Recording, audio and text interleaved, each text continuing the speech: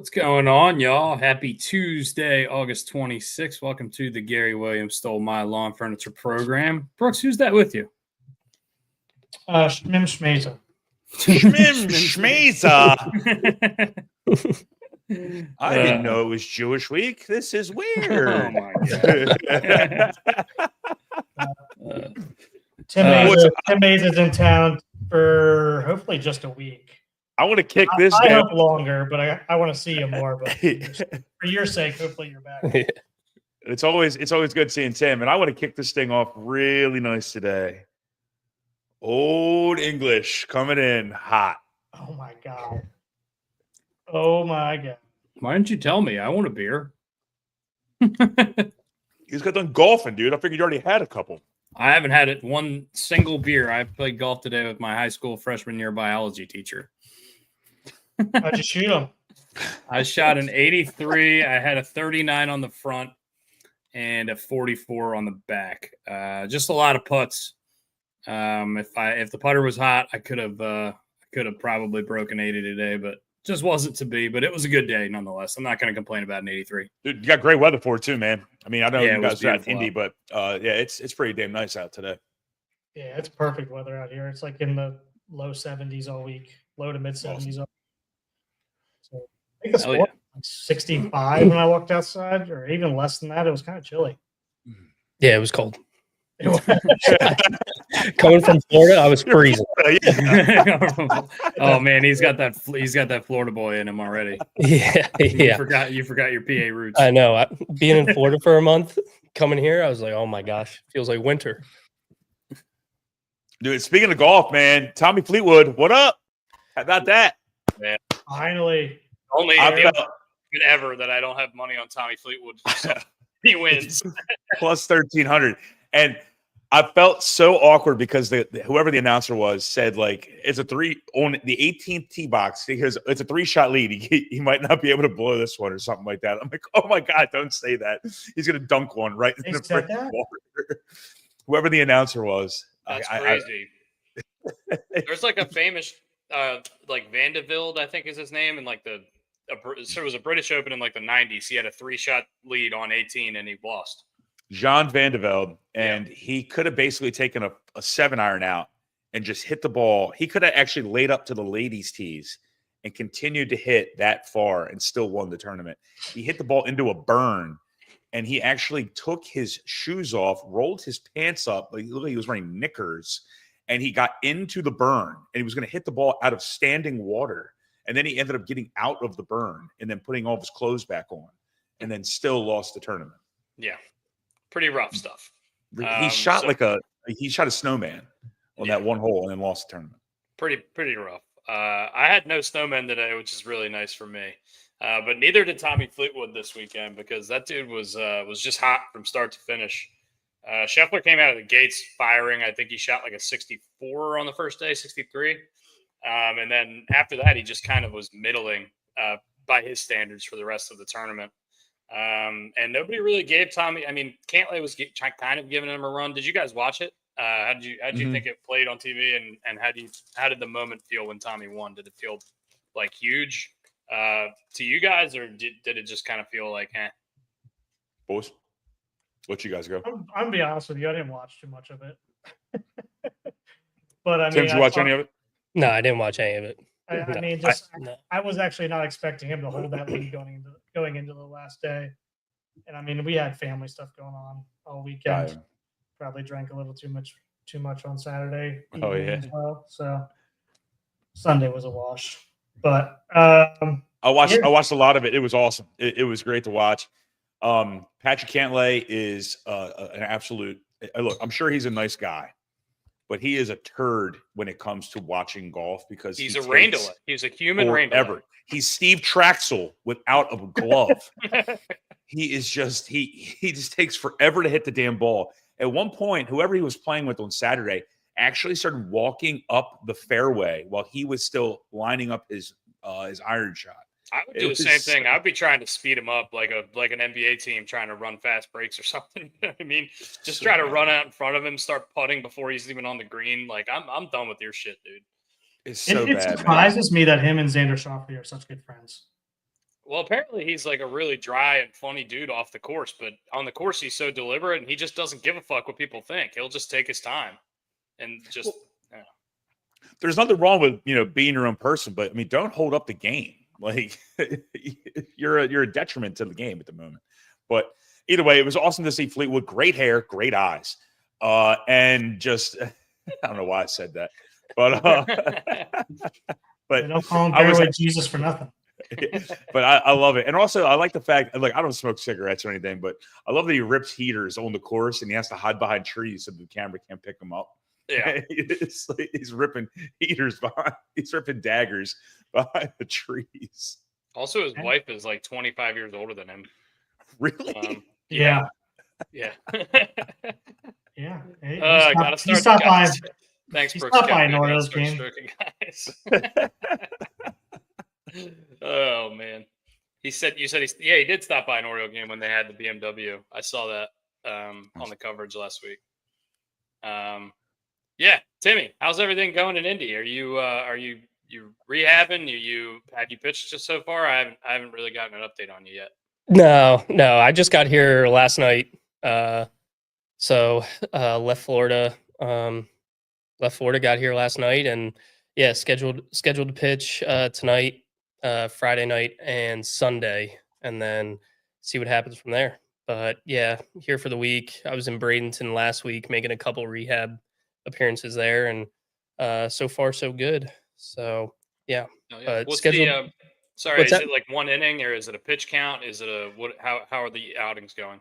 Yeah. So last week was 1 inning increments, about 20 to 25 pitches in each, and then tonight I'm supposed to go multiple innings, and it's like 30-35 pitches tonight, and then Friday and Sunday are 1 inning outings. But yeah, so tonight kind of a big hurdle and a big stepping stone in coming back and getting that multiple ups for the first time. And but no, hopefully all goes well, and yeah, we'll go from there. But take tonight, and then I don't foresee any hiccups this week, but see how I bounce back and go from there. Hell yeah! I might try to sit out in left field tonight and heckle him. Yeah. What kind of heckles would you throw? Like friendly heckles or like detrimental? Yeah, they're detrimental heckles. Detrimental. What's a detrimental heckle? What the hell is a detrimental heckle? I don't know. Something.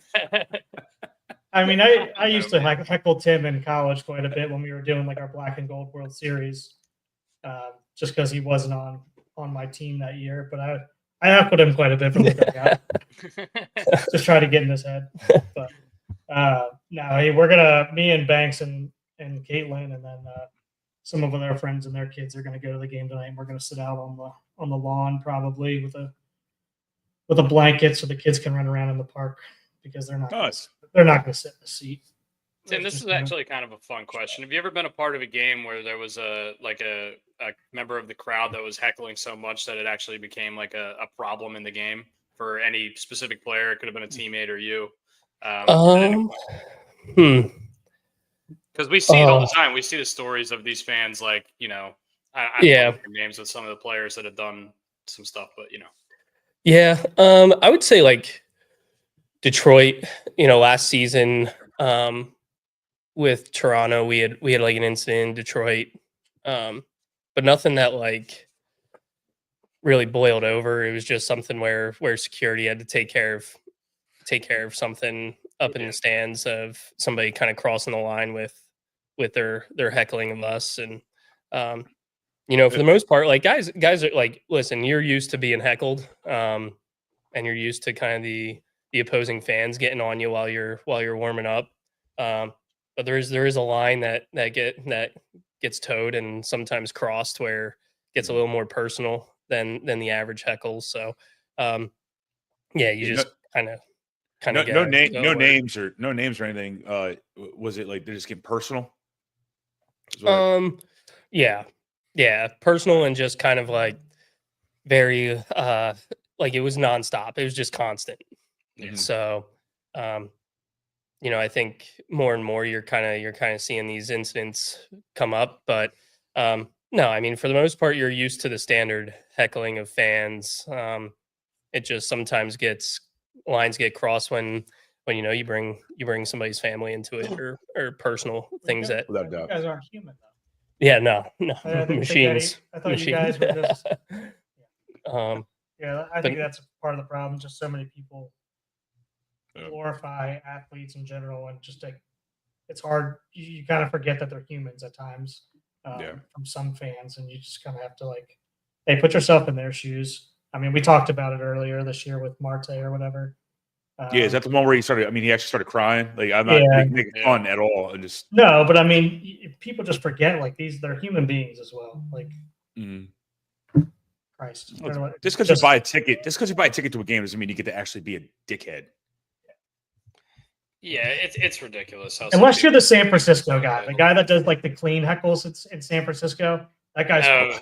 Yeah, I'm not familiar with this, but there's like an Instagram account where this dude goes to a San Francisco Giants game and sits in like left or center field and just says like really like stupid or nice things to the center fielder all game.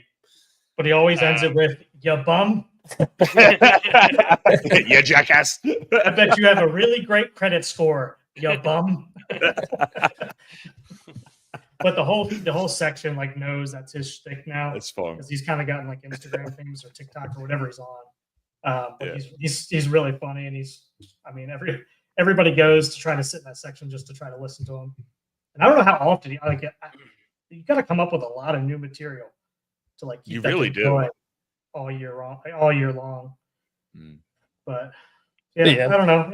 I don't know where Indianapolis's bullpen is. Might have to do some scouting so I can go heckle you. Yeah, I don't know where it is either. Maybe at least while you're warming up. You're going to find out pretty quick. Yeah, I'll find out today. Maybe it's on the side of the field, just in foul territory, like old school stuff. I don't know what side, like what dugouts there's, because I haven't been to an Indians game in a couple of years. So. Pretty sure we're third base side. Are you? Okay. Yeah. Perfect. So, yeah, and some like fan bases, honestly, it like a lot of the football stuff kind of comes over. You know, we were talking to one of the security guys in Cincinnati, and they're like, "Yeah, it's always terrible when Pittsburgh comes to town." And I'm like, "Why?" And they're like, "Steelers, Bengals." You know, like it gets carried over then into baseball. I'm like, "This is." Yeah, because they're trying to maximize their experiences, their sports experiences while they're in town, I guess. Now, hey, do you get to keep your jersey? Like your Indians jersey you're going to get? No. These are just like, for the most part, they're just stock jerseys with, I don't know if we have names on them or not, but no, usually you don't get to keep those. They get recycled. What if you do keep it? What happens to you? I don't know if you have to pay for it. You have to pay like $100 or something. Yeah. Comes out of your paycheck. Yeah.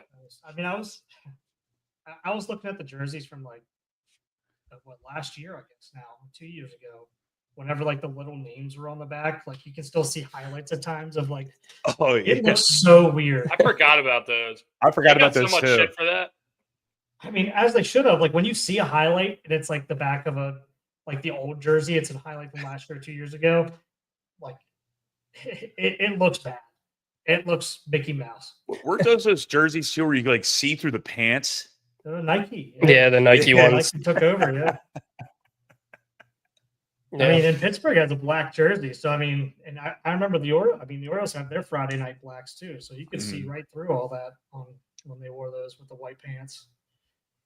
I look, I don't even know if Tim knows this. Brooksy, are the Indians jerseys cool looking? I mean, does it look like the Cleveland Indians jersey or like what is it? I mean, they change them, and they also do like theme nights and stuff too, like all the minor leagues do. So, but they have I mean, they're red, black, and white, so they are like Indians colors. But I don't really remember, to be honest with you. I'm gonna pull it up so you guys can see a couple of them. Cool, you detrimental heckler. I'm the detrimental heckler. That's me. Is that like heckling to the point where you can't enter the game? Detrimental heckling. I think so too. Oh, those are cool looking. These are the Indians jerseys. At least the first ones that come up. Yeah, I knew they had a Circle City one. Dude, the Circle City one's sweet. The one that's the same color as that's like Pittsburgh colors. I like that one. But yeah, that Circle City one is sweet. Anyway, we'll get the boys back on the screen here. But yeah, those jerseys are pretty cool. That's pretty sweet. Actually, that one that you just had on will work because we're actually both in the picture. I only put us both on that big one because when we go to the 3, This one? Yeah, that's cool. Oh, all right, cool. Yeah, you know what pants you're not seeing through? Those Orioles all orange uniform pants. I hate those. You hate them? those. What's wrong with them, dude? You don't like them? I hate it. they suck. What do you mean they hate suck, all dude? orange, I think man. they're great. I like Well, them. I know you like them, but they just look like softball uniforms. They really do. I'm couldn't agree not more. on board. I'm not on board with colored pants, No. kind of any kind, So like just it's white, gray or white white. and gray. gray or white, preferably always white. But I know you can't do that. So. What about There was pinstripes? one game. It was like the Orioles went with all orange, and then Yeah. the Jays went with the baby blues. Oh, I do. Oh, Somebody That made was- a joke that on was a Twitter game. about that. That was That was so that was a game. It's like the baseball version of Color Rush. oh man. I mean, I hate it when they do when the Orioles do, they're all black. Like, Oh, I hate those too. I don't think they do it anymore, but they just do the black top now. Well, our City Connect jerseys stink on ice. But I love the Yeah, Brewers. I The Brewers City Connect ones where they have the grill that's a baseball that's opened up on the side. It looks amazing. It just says Brew Crew on it. The Brewers, whoever's making the logos in Milwaukee, they need a raise because they just have all the best They logos crush. and stuff there. Oh, They're They're by the coming way, around with like a second round of City Connects, right? Are they? Wow. Yeah, I think like some teams are getting two. Like Boston came out with the Green Monster themed ones. I didn't Really? This even know year? this. I didn't Yeah. know any of that. Yeah. Oh yeah, Are they legit green? I'm yeah, they're not being- green. Okay. Yeah, yeah. Oh, I think I know what they are. They're green with like white. They look like Yeah, it's like white subway lettering. lettering. Yeah, Yeah, Huh. because they had the blue and the yellow. They look like UCLA. Like the Yeah, other I yeah. know They had like the those. Boston Marathon ones were their first City Connects, and then Okay. the second Well, ones that's not good. that came out are like the Green Monster themed. So I think like they're starting to come out with like these second round of City Connect jerseys. So I don't know if everybody's getting them, but I'm cool with that all day. And by the way, going back to the Brewers real quick, if you haven't seen like the tribute they did to Bob Uecker a couple I days didn't ago, see was amazing. I didn't see It- that, but I would love to nice. see them go deep as well, just because Mhm. they've got the All the Brewers players had on the back of their jersey said Uke on the as their name. It's pretty sweet. That's awesome. Huh. That is cool. Yeah. Are they still like torrid, or have they cooled off a little bit? I haven't Well- paid attention to them. I don't know what they did. Well, you said they beat Arizona. yeah. night? Last night, And I think that's Yeah, the they're- first so series they're after the 4 Cubs. 4-6 in their last 10. So Yeah, I'm about to say they're not- it's hard to be as hot as they were when they won 14 I mean, and 15 in a row. I think they but- were like 26-4 over a 30-game stretch, going back to right before the All-Star break. It was pretty ridiculous. Mhm. 2 separate 10-game winning streaks, which you just don't see. But they're still the best record in the National League by 6 games. So, yeah, I think it definitely broke. still They had the best doing record very out of well. anybody. Yeah, they have the best record. They have the most wins by 4 over the Tigers, who are the next best team. And then the Jays are up there at 77. But anyway, big news out of the MLB last night. Big Dumper hit his 50th home run, the first catcher to ever do so. He eclipsed Salvador Perez, I believe, with a two-homer game the other night for the most home So runs is that ever in a 51? single season by a catcher. 5-0. No, he's at 50. He got to 50 Okay. last night. The most ever by a catcher was Salvador Perez with 48, and I believe that was like 3 or 4 years ago. By the way, That's still can't surprising. get over how young Salvador Perez is. I feel like he's been in the league for 25 Yeah, years. how's he still like 30, is it 35? I was like, there's no way this guy's not 40 by now. Oh my God, Salvador Perez. He is. How old is he? 35. I think he might be right on Born the in number with 90. 35. He is 35. You're right. You're right. Well done, Brooks. Good. The only reason I know is because I felt the same way the other night, and I was like, this guy's got to be doing like a retirement tour here soon, right? And I Yep. looked it up. I'm like, shit, he's gonna He's move to younger first than you. base, be a DH. Be a player manager here soon? Yeah. I mean, he had to debut at what, 21? He Had to. or earlier. I mean, Yeah. Christ, I thought he was had been in the league for a few years.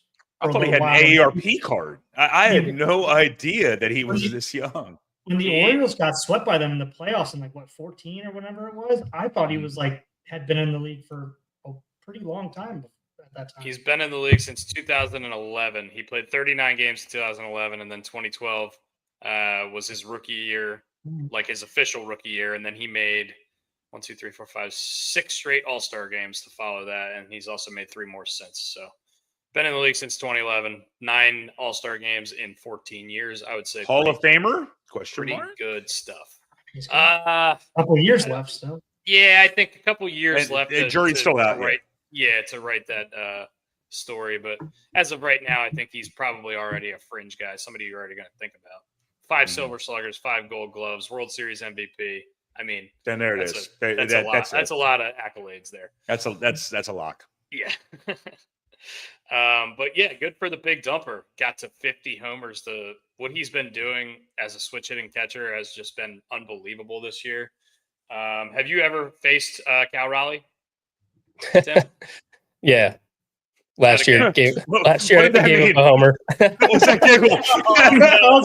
Oh my God, I wasn't even planning that. I'm sorry. Not this year. Last year. Well, he hit 35 dongs last year too, so it's not. Yeah. Oh yeah. Yep. I mean, Tim thought you were setting him up there. No, I promise you, I was not.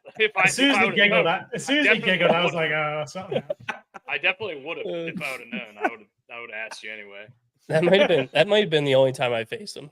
So, they brought you in to flip him around the other side. I don't know. Yeah. I don't know what that worked out well. And he hit a homer. Dong. But yeah, he is only the second Seattle Mariner to ever hit 50 in a season. The other one is, of course, Junior Griffey. You guys definitely would have guessed that. So we're not going to do trivia on that, obviously. No. But yeah, really cool stuff. I think he's probably at this point about neck and neck with Aaron Judge for this AL MVP race that we're looking at, which is going to be extremely tight, I think, going down to the last game of the year. I saw he was at plus 130. That was before yesterday. Yeah. I think you gamble. I don't gamble, but Dusty, you follow this shit more than I do. But plus 130, if he hits 55, 57 home runs, he's going to end up being right there. But once again, like we talked about last week, that average is going to probably give Judge the bump to give him the MVP. Cal Raleigh is versus right-handers as a lefty. He's got 30 dongs. Versus lefties as a righty, he's got 20. That's crazy because he probably doesn't hit right-handed nearly as much as he hits left-handed. Mm-hmm. Now he's got almost 400. Oh no. Yeah, 400 plate appearances from the left side, 170 from the right. So he's got 50 homers, 170 RBIs as a catcher. Also 14 stolen bases. Good for the big dumper. That's crazy. I didn't know he had those are double steals. There's no way in hell. Don't give me this shit. There's a lead runner going to third on this. All right. He's 232. He's 232 as a lefty and 280 as a righty. Yeah, so he's mashing. Interesting. And he's made more money from T-Mobile and the Home Run Derby than he has from the Seattle Mariners. No, he doesn't. He got paid this offseason, dude. Did he? He's got his contract. Oh, did he really? Yeah, he got paid this offseason. Oh yeah, that's right. Because we were talking about this. That they were comparing. 6 years. We were talking about Adley getting the same offer. I mean, no way he's going to get that. But 6 years, 105 for a catcher that's a long-term contract, very long-term. I would say. All right, it's a BT Real Muto contract. Anyway, can we get into San Basayo here? Speaking of catchers and speaking of money, yeah, go for it. That deal is a steal. Yet. Holy shit!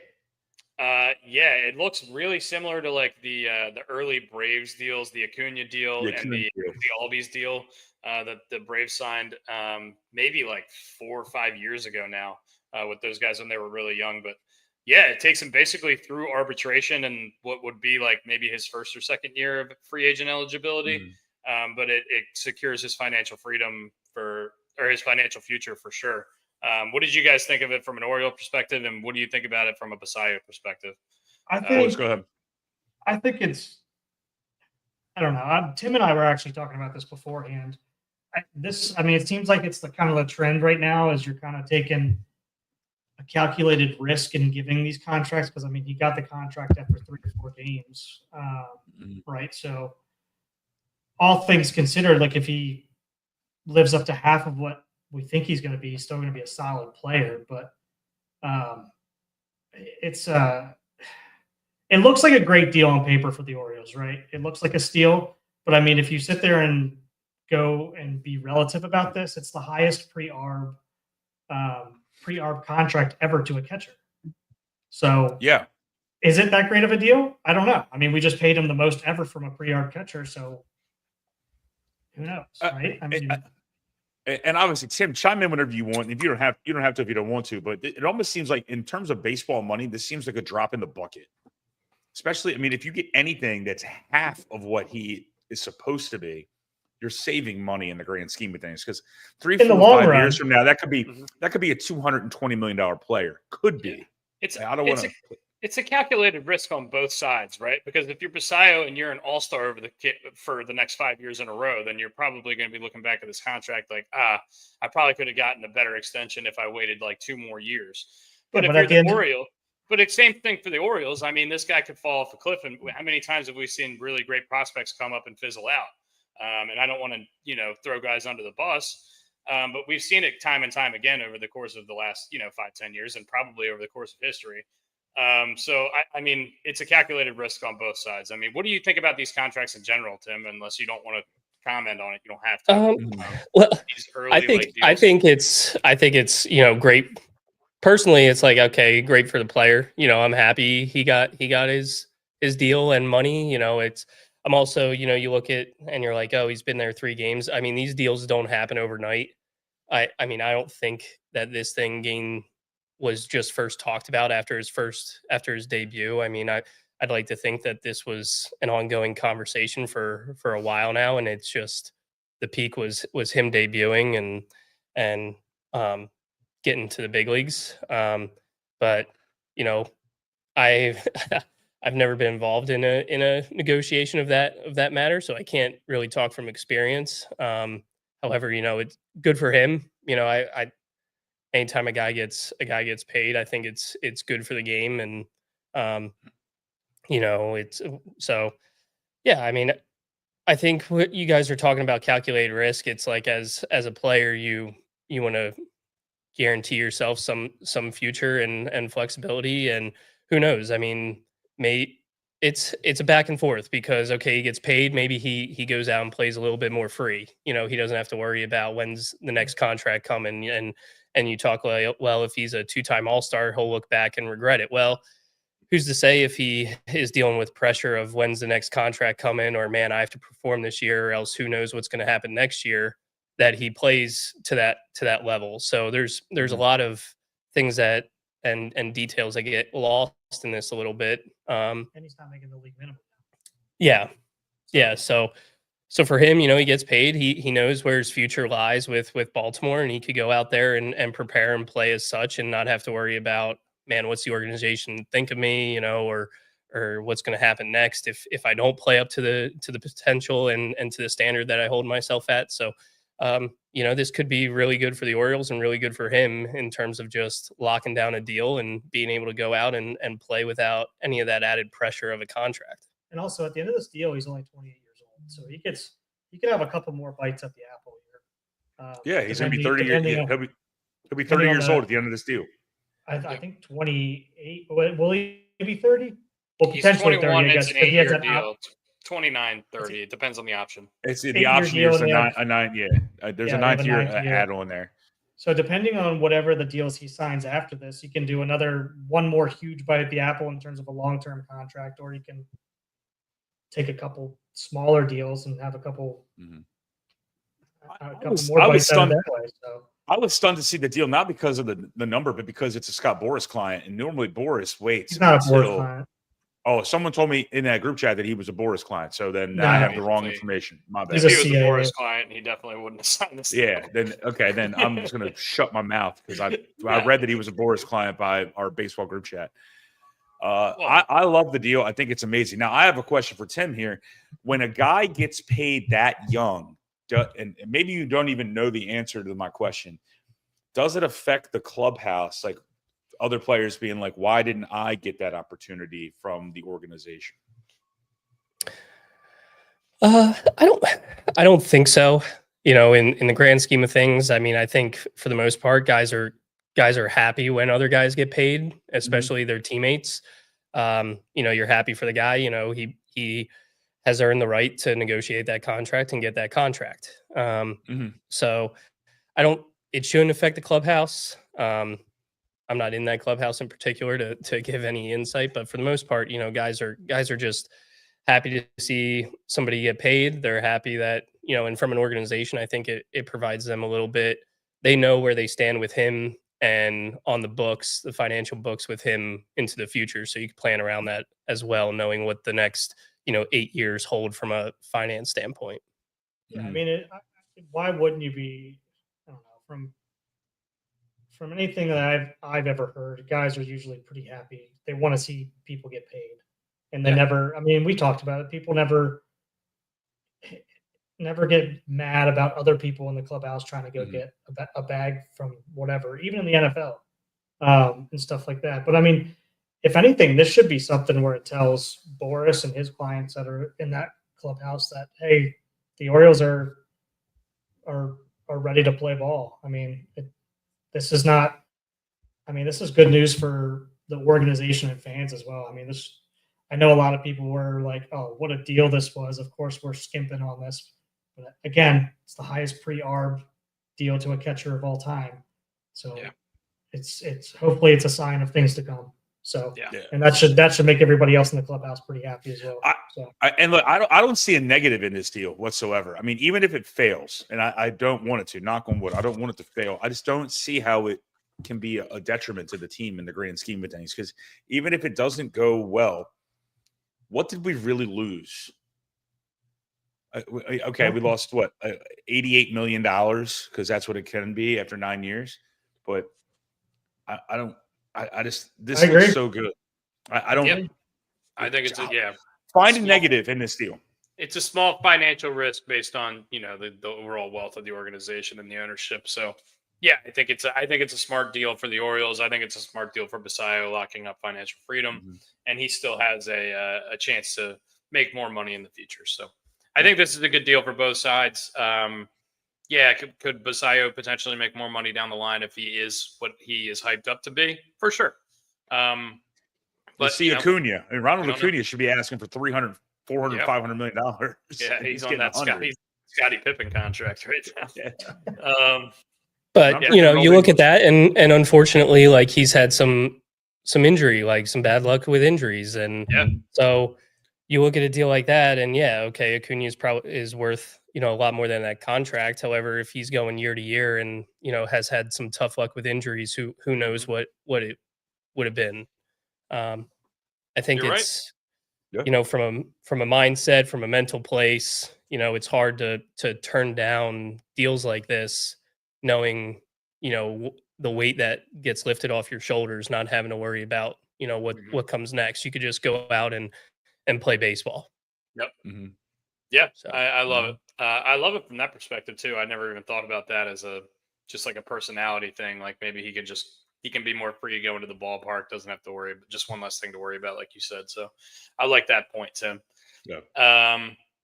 Other Oriole news, we have Kyle Bradish starting the baseball game tonight. Kyle Bradish, last start for the Orioles was on June 14th of last year, after which he was shut down and had Tommy John surgery. It has been just over a year and a month, basically, since he pitched, a year and 2 months. If you remember at the beginning of the of spring training last year, he had some elbow problems. He got that, was it PRP shot? Is that what it's called? The PRP shot? Yeah, plasma he got that. Yeah, so he got that in spring training. He was able to come in. He had a 2.75 through his first 8 starts last year, but then inevitably, as it seems to happen, the UCL went. So he had to have Tommy John, and he is coming back and starting his first game tonight for the Orioles. What are we looking for out of Bradish? How many pitches do you think he's going to throw? Brooks, do you have any information on like how many pitches he's been throwing in the minors and his rehabs? I don't really have that No, stuff. honestly, I don't know. I don't know what he's up to.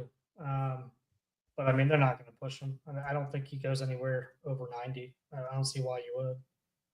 I mean, I think he's probably anywhere from 75 to 90, if I had to guess, depending on how he's throwing.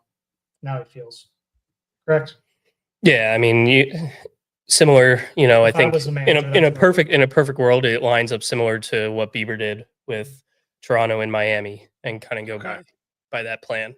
But I mean, they also wouldn't put him out there if he wasn't built up and ready to handle the workload of a starter. Obviously, your rehab is reflection of what the organization wants you to do: starter, reliever, multi-inning reliever. So him being a starter, and he checked every box he had to in order to prepare for the workload of handling a start. Yeah. It'll be interesting to see how he comes back. I do like that he was able to get back this year and get a couple starts under his belt. I feel like hopefully that'll help him gain some confidence going into next season, and going into next season maybe seem a little bit more normal, as he has a normal off season, so to speak. But yeah, I don't know. And what is your thought on that? Like coming back as a starter this late in the season and just getting a couple starts under the belt before the offseason. You'd like that, Tim? Yeah, I mean, don't underestimate like the normal offseason part. You're talking 14 to 16 months for Tommy John, and he pretty much didn't have an offseason last year. He was rehabbing, throwing. Like it's a long process to get back to this point. So for him to have a month, and then like really don't underestimate the normal offseason part there. And for those who don't know, Tim went through UCL surgery at Tommy John and everything like that too. So he's talking from experience here and you did it. Yours was pretty early on in the season. Last mid-September. Oh, so it was at the end. Yeah. Okay. Yeah, so mid-September. So I missed all of 2020, and didn't have a normal off season until after 21. So just constant rehab for those 14 months. So having the ability to really have an off season where you get to go in knowing you're fully healthy and work on the things you want to work on, not just, hey, I got to do this to get back to pitching. Now you actually get to work on pitching and your craft in the off season. And that rest could be huge. A lot of times you'll see guys after that first normal off season kind of get their velo back, if not come back feeling a little stronger just because they're able to get some rest. Oh yeah. I like that. I mean, that all sounds good for Bradish. Yeah, I mean, it's obviously it's great, and I like what you're saying. I like that he gets to have a couple starts here at the end of the year. I mean, even if they're bad starts, it's just you kind of get to feel what it's like to be on the mound again, and the adrenaline and everything like that. It's I don't know, if you've never pitched before, like pitching, like you could throw at your max effort in a bullpen, and it's just still way different soreness wise than going out on a mound when your adrenaline's running. Like the next day, just you'll feel it in different spots that you never thought you'd feel it. That's what they talk about, like spring training is for. Like you're trying to get back into that, but you never truly feel it until your adrenaline starts going again. And again, I like that it's kind of close to the end of the season now, so we can make sure like this off season we're not going to have any kind of shoulder stuff or lat stuff. Hopefully he has been training all those other down the line kind of things as well. But that's another thing that I wanted to ask Tim about. So Felix Bautista's stuff. Have you seen? Do you know what happened with Felix Bautista? No. So he tore his labrum, and so basically when he went down here the last couple of weeks, I was like, and they said it was shoulder, and they said it was severe. I'm like, all right, it's labrum or it's rotator cuff. Turns out it's both. I don't think I've been around anybody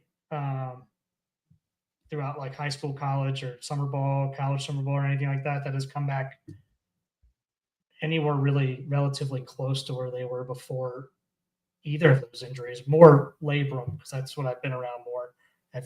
Have you seen any success? Have you had anybody that has had both at the same time? Yeah, not off the top of my head. Obviously, in pro ball, you see guys with a variety of injuries and surgeries and stuff like that. And there, there's a couple shoulder things. They say in general, they say shoulder injuries tend to be more tricky than elbows, much more unpredictable.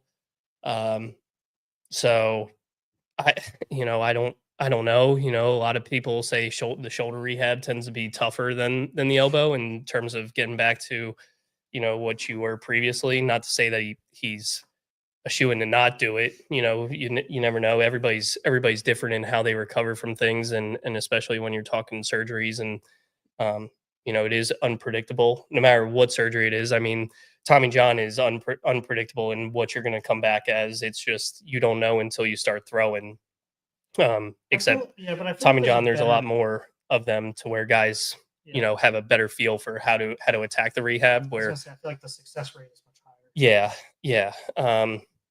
Shoulders, I don't know. You hear a lot of not so great things about when a guy goes and gets shoulder surgery, and I think until he actually gets surgery, then it's like you'll know more and he'll know more about how the rehab's going to go and the length of time. But they are trickier.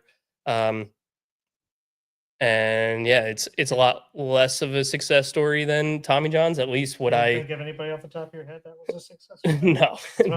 And I've only had one that I worked really, or had really, and that was like Bobby Sunkel had shoulder surgery, and he ended up not playing again after it. Baker. Yeah. I had one at Mount St. Mary's. I had one in high school. Yeah. One in summer ball. And no knock against those guys. You're just talking, and you're also talking a different level of care. Yeah. If we're being honest, like when you're talking Batista, he's probably going to go to the best surgeon, and he's going to have the top baseball guys and medical staff that are going to make sure he's on the right track to get him back. So that's why I said he went to Elatrosh, who seems to be kind of ahead of the game in some of this stuff, and willing to do almost, it's not a good word for it, almost like some experimental stuff that tends to work really well. We saw with like Aaron Rodgers' Achilles was almost able to come back way faster with the kind of surgery that he got. So he seems to be kind of leading the way with some of that stuff. So that gives me a little bit of hope in terms of possibly coming back. But I haven't seen any success stories but like he said, the line of care and everything like that in the major leagues is much different than what I've ever seen. So yeah, it's just the compounding injuries too that really worry you. Like he had the Tommy John 2 off seasons ago. Now he has the torn rotator cuff, torn labrum. It's just a lot of stuff going on there. For a guy that's high velocity. Yeah, a guy that's high velocity, a guy that throws kind of over the top. I don't know if that it's ugly. It's an ugly situation for the Orioles, for Felix Bautista. More importantly, for his life moving forward. Hopefully, he's able to come back and be better than ever. But the history of these things tell you that we should be a little bit more cautious. Any other things, baseball wise, that you guys wanted to get to, just like news wise around the league? Or do we want to start talking some football? Football. So if you haven't been paying attention, Tim, and I'm sure you have other things to do. Michael Parsons asked for a trade, by the way.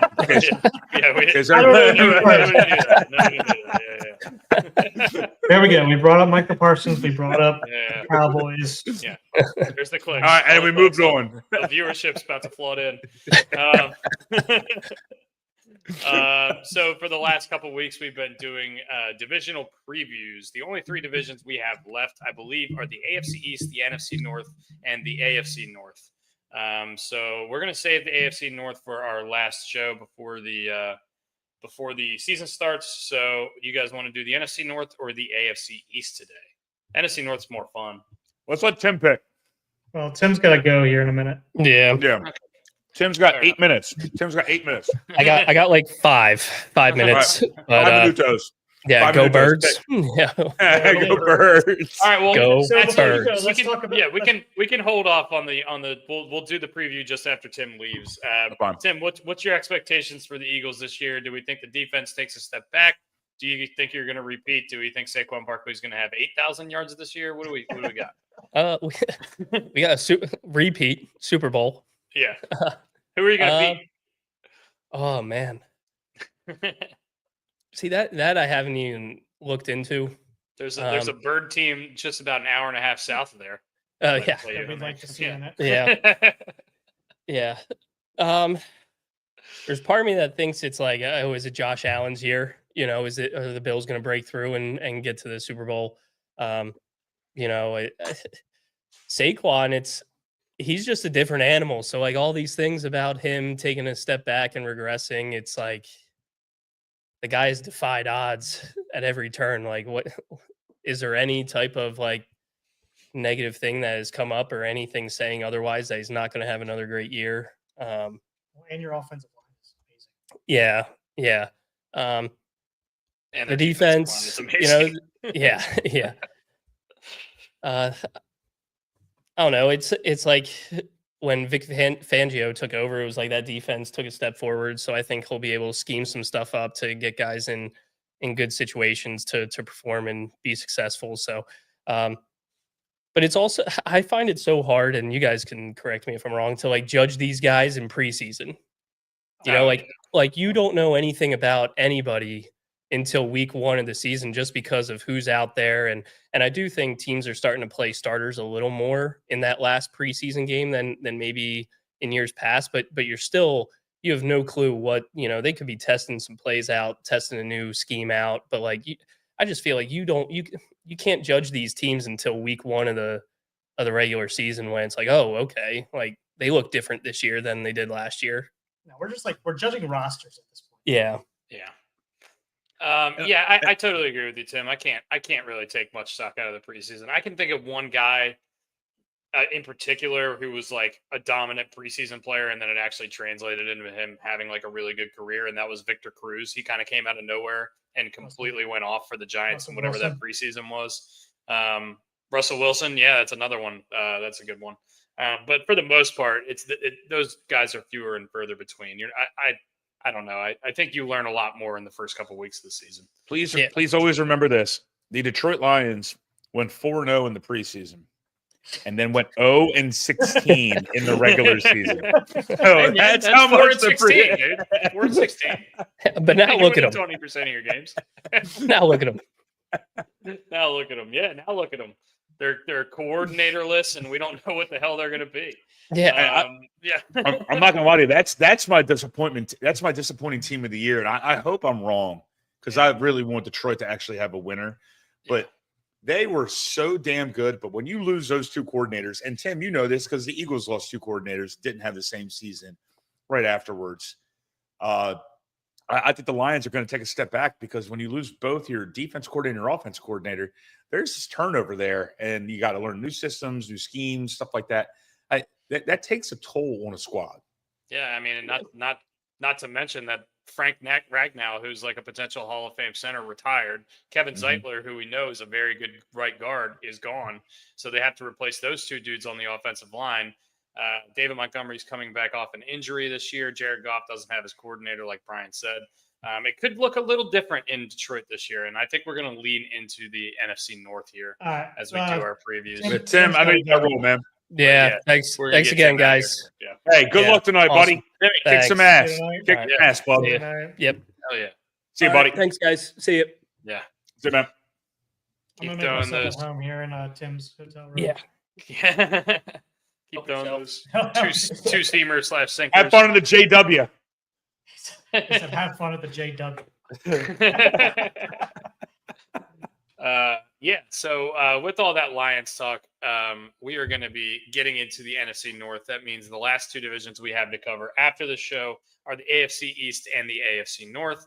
I think that's kind of appropriate. The Buffalo Bills and the Baltimore Ravens in those two divisions. Yeah. So we'll get into the NFC North now, and those Detroit Lions, who we've been talking about a bit right now already, are plus 160 to win the NFC North. They are actually the favorites via the betting odds, but everyone's kind of pretty close here. The Packers are plus 225 right behind them.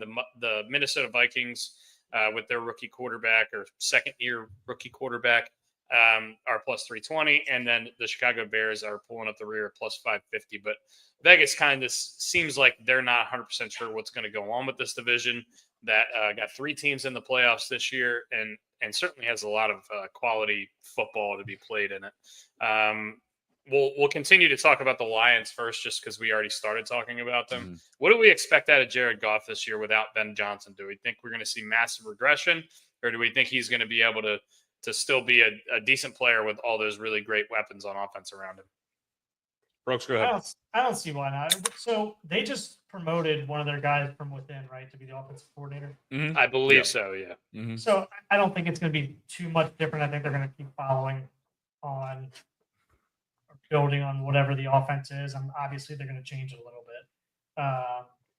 But I don't see how they're still not going to be pretty damn good on offense. The only thing I'm worried about, like you said, Dusty, is their offensive line losing Ragnow. But,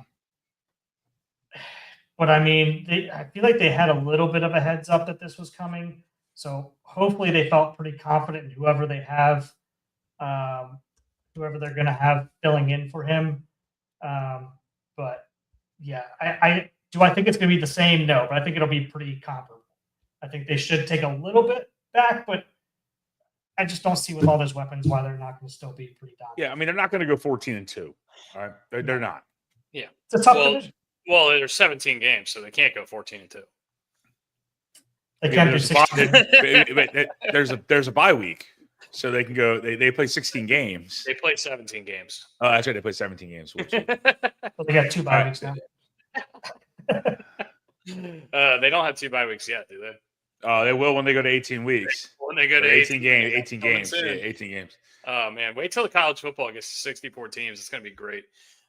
Can't wait to see Tulsa versus fucking SMU in round 1 of the playoffs. It's so bad. It's ridiculous. We'll get into that at another time. But anyway. Another time. Yeah. I think the Lions regress. I think they only win about 11 games, 10 games, which is not a bad season whatsoever. They make the playoffs. Yeah, they make the playoffs. What's their win over under? It's got to be 11.5. Yeah. I don't think it'll be that high. I have to. Sorry, I don't have it on hand, but I'm pulling it up now. But I don't think it would be that high. The Detroit Lions are 10.5, which I think is a pretty good number there. I think it's juiced a little towards the over, which makes sense to me. I think they scream 11 wins to me. Yeah. I think, like you said, they'll regress a little bit, but they do get back Aiden Hutchinson this year, who's one of the premier pass rushers in the league. And he will win comeback player of the year. I mean, he's going to win comeback player of the year. Ooh, okay. Let's save that for the NFL preview show, Brian. Burying the lead, as they say. That's okay. Sorry. Also, all right. I'm gonna bury this one right now. There's no reason in fucking hell that JJ McCarthy should be in the number 4 pick for comeback player of the year. He didn't play. He's coming back from nothing.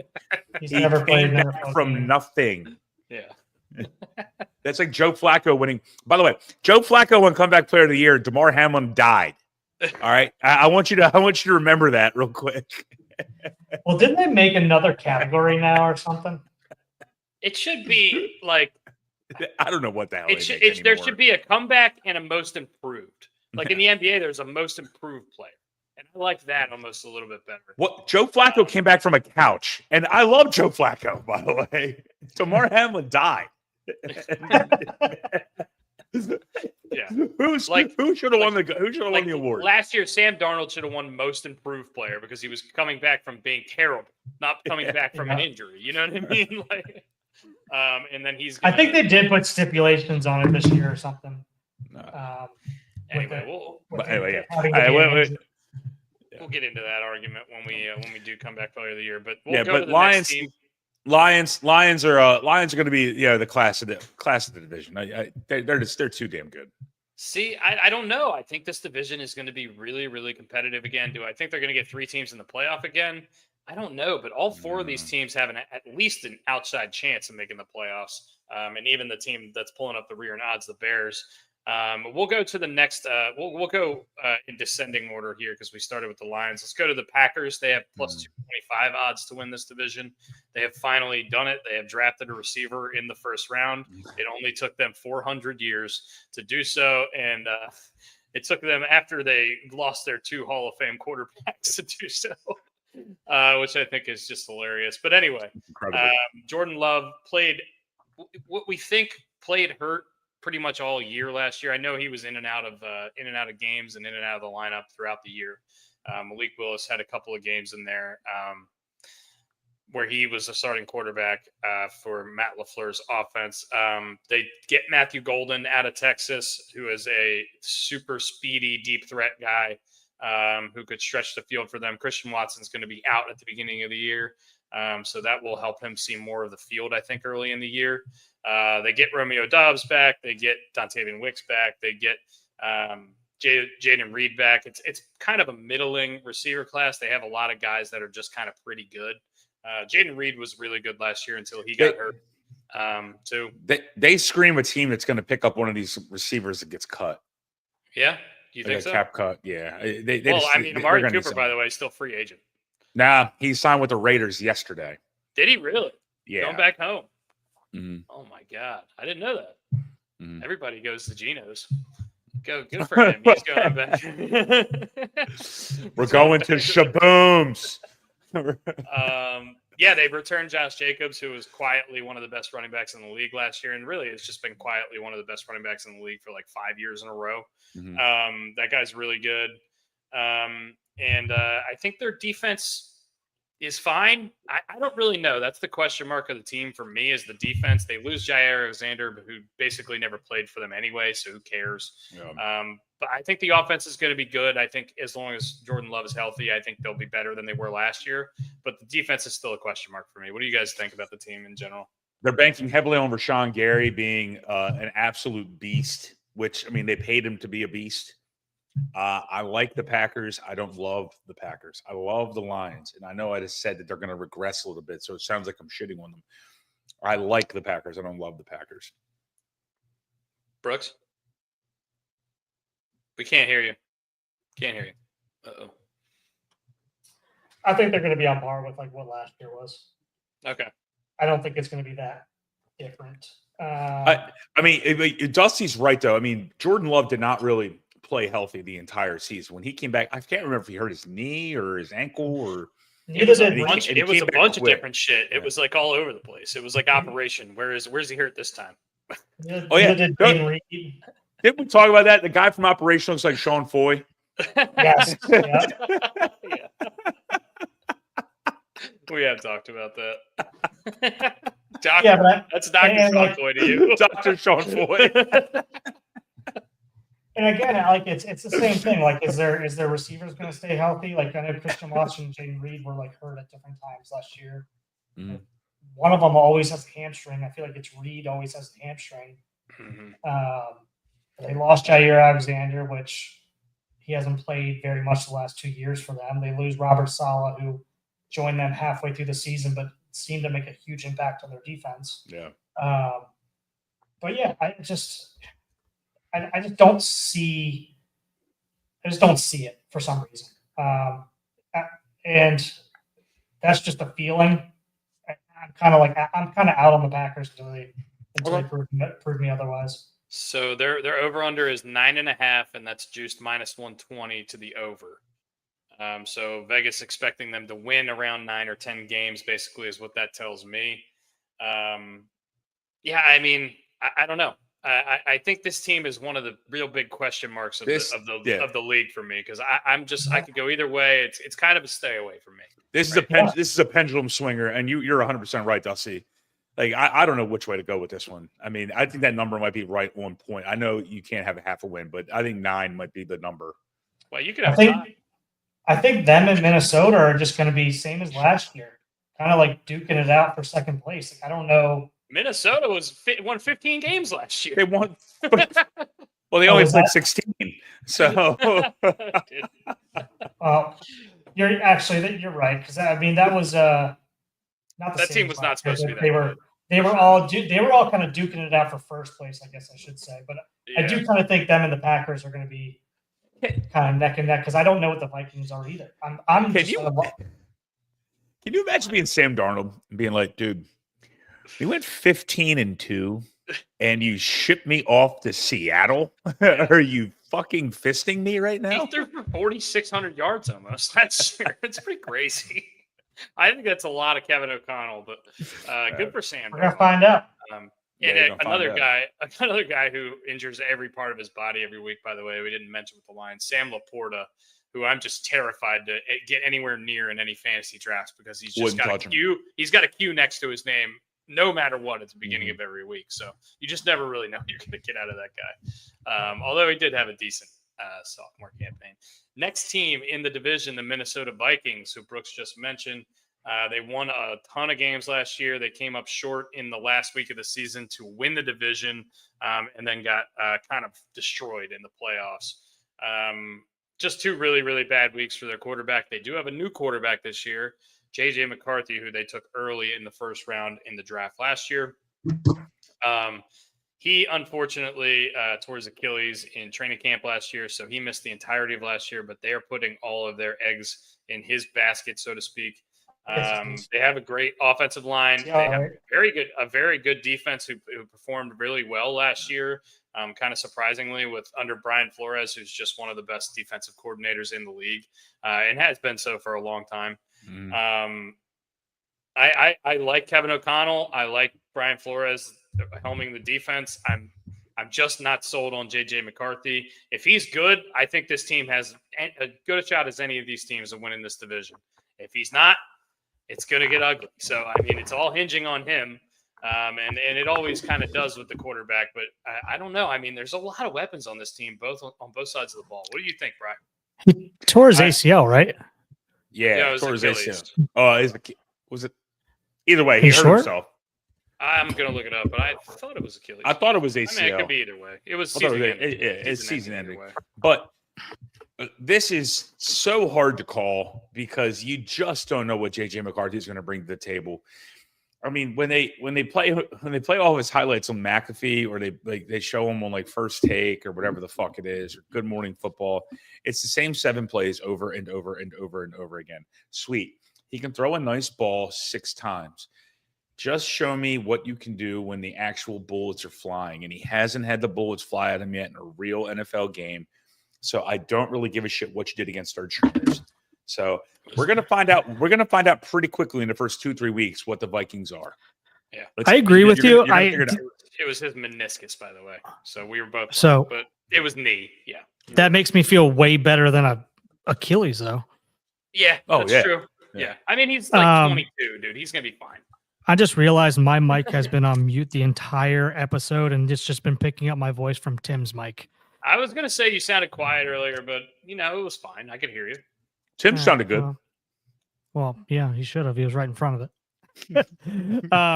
But so I agree with you, Brian. Like I, it's hard to judge these guys until they get in real live scenarios. Did he look good last preseason? I mean, he only played one preseason game, I think. Yeah, 1 or 2, maybe. The one thing that gives me a little bit of hope here is that him and Darnold were actually fighting for the starting job. So he had to show something good enough in practice to make Kevin O'Connell have to make a decision between the two. Or at least his name was in the running. He wasn't like just, all right, you're going to be second string no matter what. Yeah. So that makes me feel like he's got something. So we'll see. What's up, Rick? How you doing, brother? What up? Hey, what up, Rick? So yeah, I just I have a little bit more faith in him based on that than I would Joe Schmo or any other first year quarterback. but again, we'll see what happens when the bullets start flying. Yeah. At least he's got Justin Jefferson and Jordan Addison if he's healthy. And TJ was Hawkinson's still there. Hawkinson's healthy this year for the full So year. he's got some weapons around him. Can Jordan Addison get a driver? Because right now he should not be behind the wheel of any kind of vehicle because he loves getting DUIs. Jordan Addison is out for the first 3 games this year. He has been suspended, but it's only 3 games. It's not that big of a deal. So we'll see what's going on with him. Justin Jefferson, I mean, one of the best receivers in the league over the course of the last 5 years. You can't say enough good things about the guy. TJ Hawkinson's great.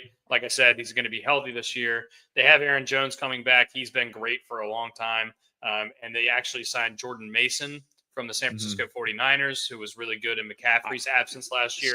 Steal fantasy league, Jordan Mason. Steal fantasy leagues, Jordan Mason. Yeah, I think he's going to get a lot more opportunities this year.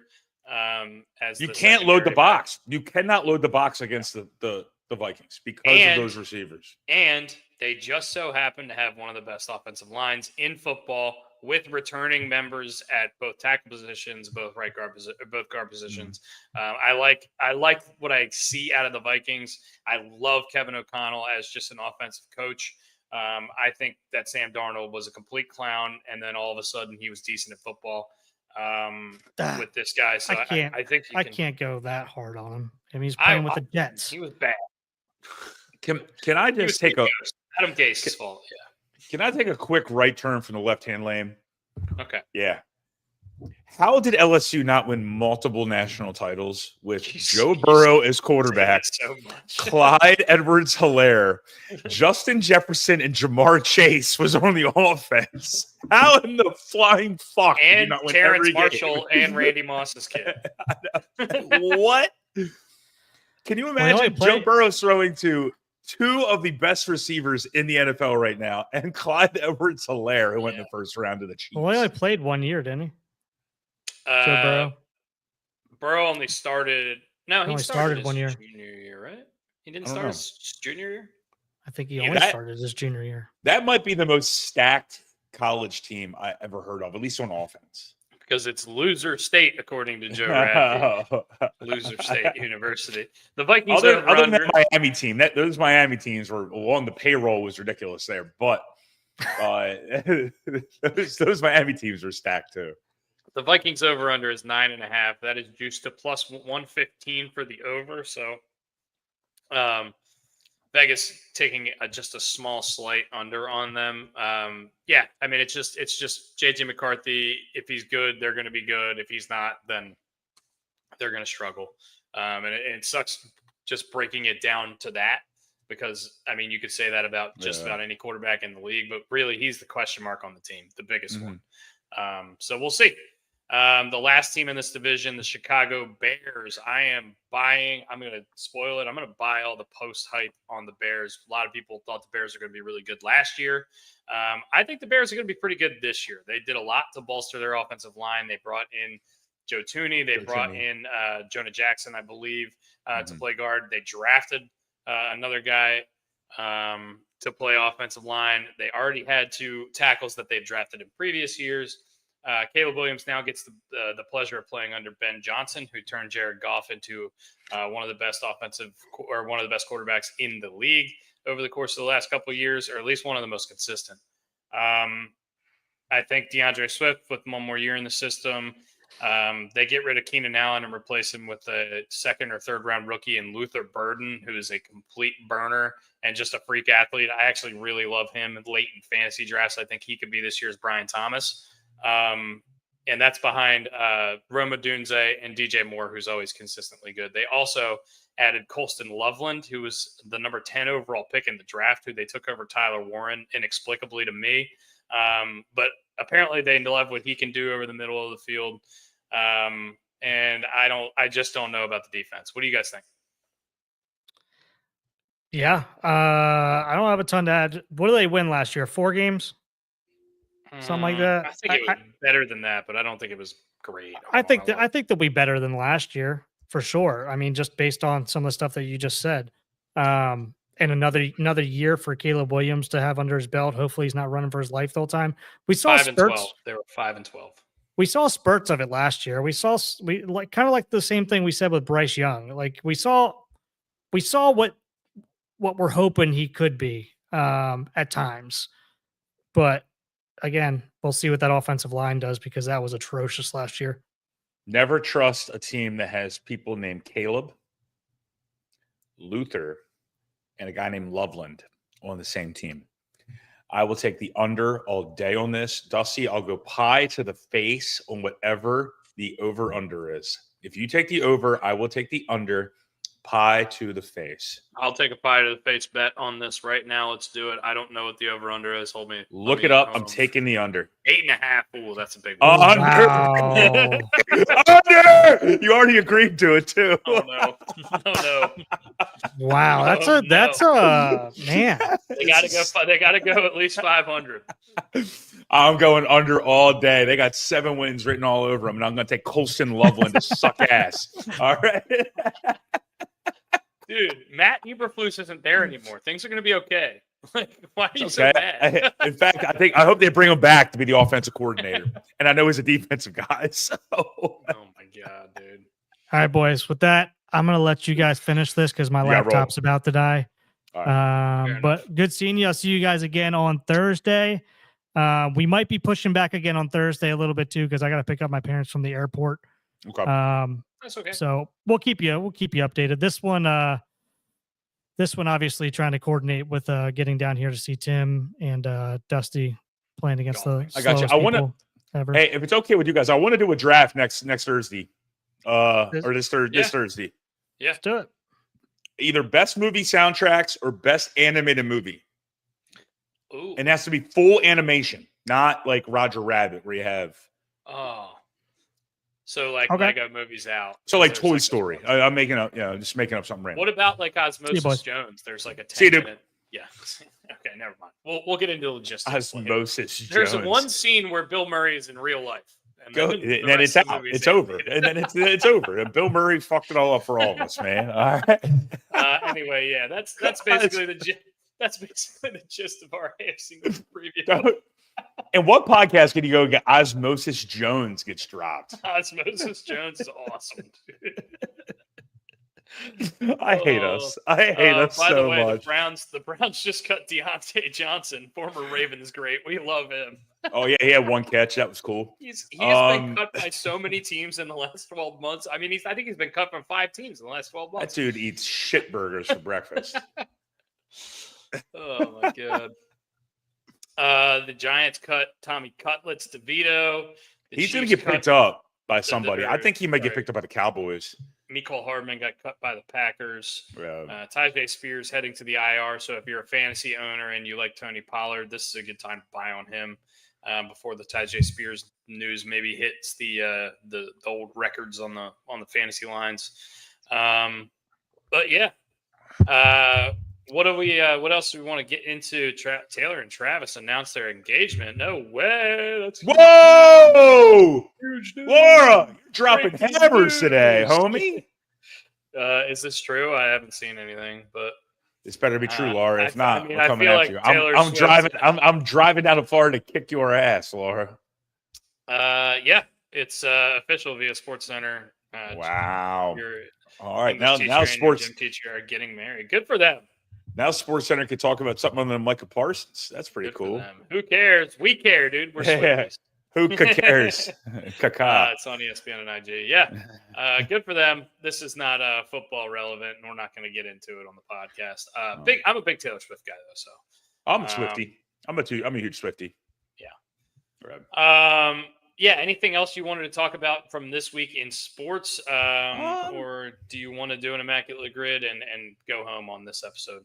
No, I'm gonna get out. I'm gonna go get a haircut. But I will say this, Dusty, I might be surprising you in a couple weeks. What does that mean? I'm scared. You should be. Oh, no. All right, we're leaving it there. We're going to finish on that. All right, guys. Happy Tuesday, August 26th. Thank you for listening to the Gary Williams Stole My Lawn Furniture Show. And we will see you this week on Thursday for the Thursday episode. Pick And, movie soundtracks or animated movies. You guys, I'll let you in. It's got to be animated movies, and I Animated already movies. know who's going to be number one. And it's going to have it's going to be relate to the bare necessities, maybe. Anyway, we're going to go Simple home bare necessities. see you guys. Outros Yeah. are weird. We love you. Outros are weird. See you guys. Love you, man. Happy Bye. Tuesday.